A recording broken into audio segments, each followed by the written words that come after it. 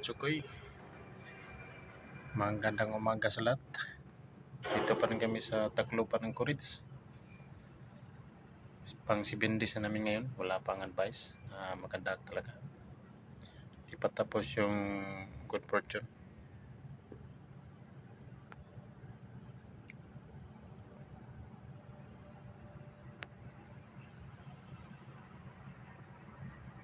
Ito ang sitwasyon sa Tacloban ng Courage, Kabutsukoy.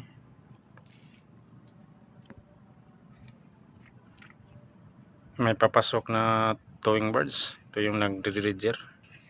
Ito sa may harap ng pantalan. Ito yung kasama nila, nag-raging pa rin. Harap ng bird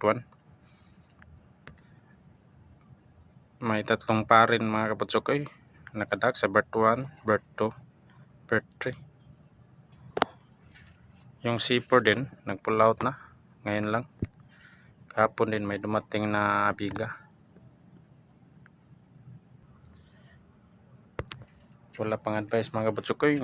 Kung makada kami, hindi pa natapos yung good fortune. Shoutout din ko ni Rogin TV.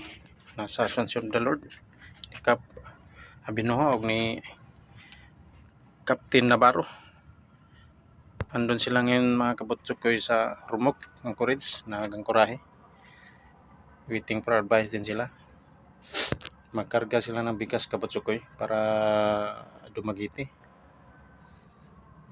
Kami nito Kabutsukoy, matagal-tagal na kami dito.